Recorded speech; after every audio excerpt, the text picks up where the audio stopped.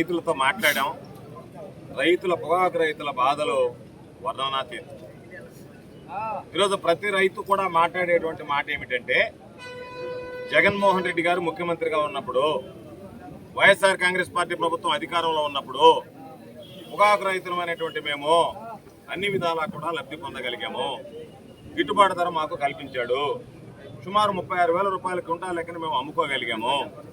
ఈరోజు మరలా కూటమి ప్రభుత్వం అధికారంలోకి వచ్చిన తర్వాత ఏదైతే జగన్మోహన్ రెడ్డి గారికి ముందు కూటమి ప్రభుత్వం ఎప్పుడున్నా సరే రైతుల వినాశనాన్ని కోరుకుంటుంది, రైతులను నిర్లక్ష్యం చేస్తుంది అని చెప్పినటువంటి నానుడిని నిజం చేస్తూ ఈరోజు మరలా రేట్లు 16,000 రూపాయలకు పడిపోయాయి. కనిష్టంగా 15,900 రూపాయల క్వింటాలు కూడా అమ్ముకోవాల్సినటువంటి దుస్థితి ఏర్పడింది అని చెప్పి ఈరోజు రైతులు గగ్గోలు పెట్టేటువంటి పరిస్థితి. రైతులు చెప్పేటువంటి మాటలు వింటే ఈ ప్రభుత్వం రైతులను ఎన్ని విధాలుగా మోసం చేస్తుందో ఈరోజు ఒక్కసారి బహిర్గతమైంది. బహుశా నాకు తెలిసి భారతదేశ చరిత్రలో రైతులను ఎంత దారుణంగా అతి క్రూరంగా హింసించేటువంటి ప్రభుత్వం ఏదన్నా ఉంది అంటే అది ఈరోజు ఎన్డీఏ ప్రభుత్వం ఆంధ్ర రాష్ట్రంలో చంద్రబాబు నాయుడు ఆధ్వర్యంలో నడుస్తున్నటువంటి కూటమి పాలన అని చెప్పి మీ అందరికీ తెలియదు. ఎందుకు ఈ మాట చెప్పామంటే, మేము వెళ్ళినటువంటి కాసేపు వాళ్ళు కాస్త రేట్లు పెంచి వేశారు. పాపం రైతులు అన్నారు, అయ్యా మీరు రోజు వచ్చినా కూడా కొంచెం రేట్లు పెరిగి వస్తాయేమో మాకు, ఇక్కడే మీరు నిలబడితేనని చెప్పని మాట్లాడారు. మేము ఉన్నప్పుడు ఒక రేటు, మేము వెళ్ళిపోయిన తర్వాత మరొక రేటు. దానిలో మరలా చెప్పారు, నేను ఎక్కడ వినలే రైతుల్లో రికమెండేషన్ ఉంటుందని.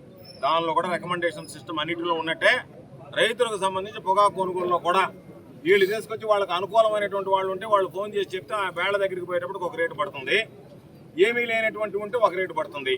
కాబట్టి వాళ్ళ ఇండికేషన్స్ అన్నీ కూడా ఏదో ఒక విధంగా మన అనుకున్నోడికి మేలు చేయాలి తప్ప రైతులకు మేలు చేయాలనేటువంటి ఆలోచన లేదు. కాబట్టి ఈరోజు రేట్లు పడిపోతూ ఉంటే ఎవరెవరో రకరకాలుగా మాట్లాడతా చంద్రబాబు నాయుడు రైతుల గురించి మాట్లాడతాడు, చంద్రబాబు నాయుడు కొడుకు రైతుల గురించి వ్యవసాయం గురించి మాట్లాడుతున్నారు. నేను అనేక సందర్భాల్లో వ్యవసాయ శాఖ మంత్రిగా చెప్పా, ఒక 5 పంటలు చూపిస్తాను నేను ఆ లోకేష్ బాబుకి, ఆయన మళ్ళీ ముఖ్యమంత్రి కావాలని ఉన్నాడు రాష్ట్రానికి.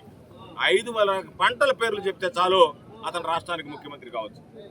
ఈ రాష్ట్రంలో ఏ పంటలు పండుతాయో, ఏ ప్రాంతంలో ఏ పంటలు పండిస్తారో, ఏ ప్రాంతంలో ఎటువంటి గిట్టుబాటు ధర ఇవ్వాలనో, ఏ ప్రాంతంలో రైతుల యొక్క సంస్కృతి ఏ విధంగా ఉంటుందో, ఏ ప్రాంతంలో రైతుల సంప్రదాయాలు ఏ సంప్రదాయాన్ని అనుసరించి ముందుకు వెళ్తారో కనీస ఇంగిత జ్ఞానం లేనటువంటి వాళ్ళు ఈరోజు రైతుల గురించి అవహేళనగా మాట్లాడేటువంటి పరిస్థితి ఏర్పడింది. ఈరోజు మేము ఇక్కడికి వచ్చామంటే మా నాయకుడు జగన్మోహన్ రెడ్డి గారి ఆదేశాలు, పొగాకు రైతులు ఇబ్బందుల్లో ఉన్నారు, మీరు స్పందించండి, వెళ్ళండి, వాళ్ళకి అండగా నిలవండి, భరోసా కల్పించండి, అక్కడ ఉన్నటువంటి వాళ్ళతో మాట్లాడండి అని చెప్పాం. అధికారులతో మాట్లాడాం, అక్కడికి వచ్చినటువంటి ఆక్షన్దారులతో మాట్లాడాం, కొనుగోలుదారులకు ఒకటే విషయం చెప్పాం, మీరు కర్ణాటకలో 36,000 రూపాయలకు కొని ఆంధ్రాకి వచ్చేటప్పటికి 16,000 రూపాయలు తగ్గించేశారు. అంటే ఏంటి, ఇక్కడ మీరు రింగ్ అయ్యారు. రింగ్ కావడానికి కారణం ఎవరు? చంద్రబాబు, లోకేష్ ఈ కంపెనీలు ముందుగా మాట్లాడుకున్నాయి. కాబట్టి మీరు అందరూ కలిసి మీ ఇష్ట ప్రకారం దోచుకోండి, మీరు దోచుకున్నటువంటి దాంట్లో మా వాటా ఏందో ముట్ట చెప్పండి అనేటువంటి ఆలోచన చేస్తున్నారు తప్ప రైతులకు సంబంధించి వీళ్ళు లాభపడాలి, బాగుపడాలి అనేటువంటి ఆలోచన చేయకుండా ఈరోజు రైతులు దోచుకునేటువంటి విధానాలను అనుసరిస్తున్నటువంటి ప్రభుత్వం ఏదైనా ఉందంటే చంద్రబాబు నాయుడు, లోకేష్ ఆధ్వర్యంలో నడుస్తున్నటువంటి ఈ ఆంధ్ర రాష్ట్రంలో ఉన్నటువంటి కూటమి ప్రభుత్వం అని చెప్పి సందర్భంగా తెలియజేస్తున్నాను.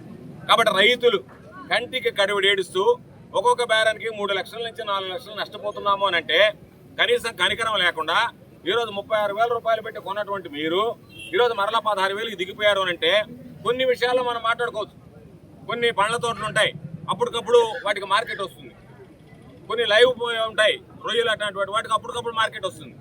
ఇది అప్పటికప్పుడు ఉండే మార్కెట్ కాదే. మీరు ప్రాసెస్ చేయాలని సంవత్సరం పొడిగితో సిగరెట్ తాగేవాడు కానీ పొగాకు వాడేవాడు కానీ వాడుతూ ఉంటాడే. కాబట్టి మీరు ప్రాసెస్ చేసేటప్పుడు ఎక్కడో కాశ్మీర్ నుంచి జేకే సిగరెట్స్ వచ్చి 21,000 నుంచి 25,000 పెడితే తెల్లవారి కల్లా ధరింపరేశారు. మీకెందుకు? మేము తక్కువ కొని అవసరం అయితే మీకు ఇస్తాం, మీరు ఎందుకు రైతులకు దారపోస్తారు? మేము ఉన్నాం కదా మధ్యలో ఏదన్నా ఉంటాను, మీరు కొంత మేము కొంత చూసుకుందాం.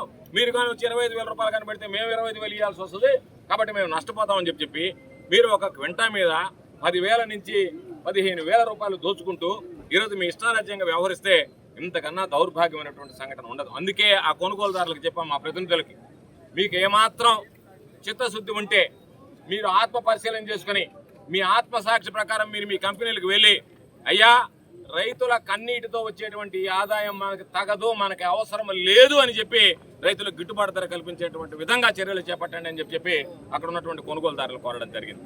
కాబట్టి ఎంత దుర్మార్గంగా ఉంది అంటే, మిమ్మల్ని మేము ప్రశ్నిస్తే మమ్మల్ని మీరు అణిచివేయడానికి ఈరోజు రైతులకు సంబంధించి గిట్టుబాటు ధర లేదు, మేము ప్రశ్నిస్తున్నాం, రైతుల పక్షాన నిలబడుతున్నాం. జగన్మోహన్ రెడ్డి గారు రైతుల గొంతుకి ఈరోజు మాట్లాడుతున్నాడు. మేము ప్రశ్నిస్తే ఆ సమస్య పరిష్కరిస్తారా, లేదా ఆ ప్రశ్నకు సమాధానం చెప్తారా, దానికి ఏదైనా మార్గాలు అన్వేషిస్తారనుకుంటే వాటన్నిటినీ పక్కన పెట్టి పోలీసులు పురమాయించి మీరు 5 మంది పోవాలా, 10 మంది పోవాలా, రోడ్డు మీద నిలబడకూడదు, మైకు మాట్లాడకూడదు, అరవకూడదు, స్లోగన్లు ఇవ్వకూడదు, ప్రభుత్వానికి వ్యతిరేకంగా మాట్లాడకూడదు, చంద్రబాబుని, లోకేష్ని, పవన్ కళ్యాణ్ని నిందించకూడదు, ఇవన్నీ కండిషన్లు పెట్టి ఇవ్వడానికి అసలు మనం ప్రజాస్వామ్యంలో ఉన్నామా? మహనీయుడు బిఆర్ అంబేద్కర్ రాసినటువంటి రాజ్యాంగంలో ఏడన్నా మీరు ఎవరు మాట్లాడకూడదు ఎవడన్నా రాసినాడు? ఆ చంద్రబాబు నాయుడిని, లోకేష్ని, పవన్ కళ్యాణ్ మాట్లాడకూడదని చూపించండి. ఆర్టికల్ ప్రకారం ఉందో. వాక్ స్వాతంత్రం కూడా పోయి ప్రశ్నిస్తే కేసులు పెట్టారు.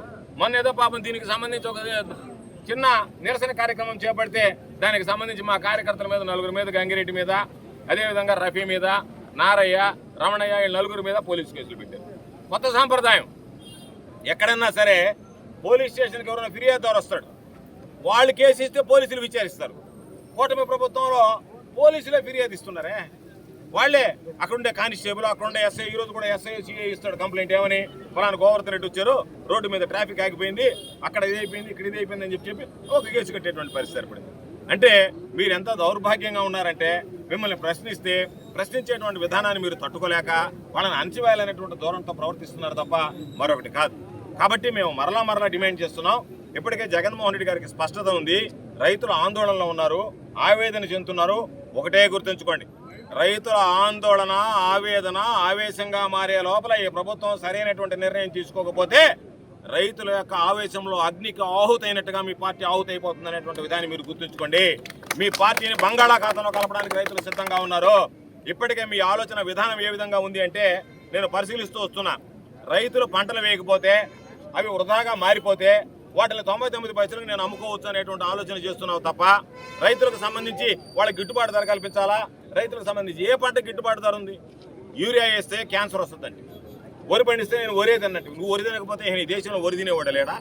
చంద్రబాబు నాయుడు అన్నా వరికి ఆదర్శమా? అదేమంటే నువ్వేం చెప్పావు, మీరు ఏదన్నా ఉంటే చిరుధాన్యాలు ఏంటంటే వారు నువ్వు తినేటువంటి మినుములు, పెసలు, శనగలకైనా రేటు వస్తుందంటే అది రాకపోయా. మామిడి పండ్లకి రేటు రాకపోయా, పత్తికి రేటు రాకపోయా, మిరపకి రేటు రాకపోయా, పండ్ల జామాయిలకి రేటు రాకపోయా, పండ్ల తోటలకు లేదు, కూరగాయల తోటలకు లేదు. ఏది పండించుకున్నా సరే రైతు నష్టపోవడం తప్ప వేరే ఒకటి ఆలోచన లేదు. నేను ఏదో మీ ఎమ్మెల్యే గారు మాట్లాడాడంట, ఏమని, వ్యవసాయ శాఖ మంత్రికి ఏం తెలుసు? మాకు మీలాగా చిలక్కుంటుడు కొట్టేవారు మాకు తెలియదు కదా. మాకు తెలిసింది రైతులకు అండగా నిలవడం తప్ప మాకు నిజంగా ఏమి తెలుసు? తమరందరూ యమకొట్టుడు కొడుతుంటారు. ఈరోజు ఎంతమంది అడిగా కందుకూరు కావాలి ప్రాంతానికి సంబంధించి ఈరోజు ఈ ప్రాంతాలు మారాలి అంటే రామాయపట్నం పోర్టు రావాలన్నారు. ఎంతమంది ముఖ్యమంత్రులు మారలేదు? ఏ ముఖ్యమంత్రి అయినా రామాయపట్నం పోర్టుని గురించి ఆలోచన చేశాడా? దగ్గర 5-6 లక్షలు, 7-8 లక్షలు ఒక బ్యానికి లాస్ వస్తుంది, అది వారికి తెలుసు. కానీ నేను రైతుల పక్షపాతిని, రైతు పెట్టిన అని చెప్తున్నారు. ఇదంతా కూడా ఊటకమే. ఒకటే మేము డిమాండ్ చేస్తున్నాం గవర్నమెంట్ని, గిట్టుబాటు ధర ఇవ్వకపోతే గవర్నమెంట్ మీద మేము పోరాటం చేస్తాం, రైతుల పక్షాన మేము నిలబడతాం. అది కాకుండా ఎమ్మెల్యే చెప్తున్నాడు నాకన్నీ తెలుసు నేను చేస్తానని చెప్పి, పూర్తిగా కందుకూరు ఎమ్మెల్యే పొగాకు రైతుల పక్షాన పూర్తిగా విఫలమైపోయాడు, ఫెయిల్ అయిపోయాడు.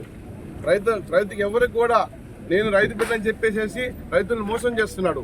ఇక్కడ కొనుగోలుదారులు అందరూ కూడా, కంపెనీలు అందరూ కూడా వింగ్ అయిపోయారు. వాళ్ళు మాట్లాడుకున్నారు, ఎవరైనా బయట వ్యక్తులు వచ్చేసి రేటు పెంచితే ఆయన ఏదో విధంగా పంపించేస్తారు. ఆ రింగ్ అయిన విషయం ఎమ్మెల్యేకి తెలుసు, కానీ నిమ్మక నిలుస్తున్నట్టుగా ఆయన పైన ఆయన చేసుకెళ్తారు. ఇకనైనా కళ్ళు తెరుచుకొని రైతులు మేలు చేయకపోతే జగన్మోహన్ రెడ్డి గారిని ఇక్కడ బోడీ పిలిపించి వాళ్ళ పక్షాన్ని మేము పోరాటం చేస్తాం. రాబోయే రోజుల్లో ఎందరో వెళ్ళిపోయి రైతులు విధంగా మేము పనిచేస్తాం. ముఖ్యంగా ఒకటే డిమాండ్, గిట్టుబాటు ధర కావాలి.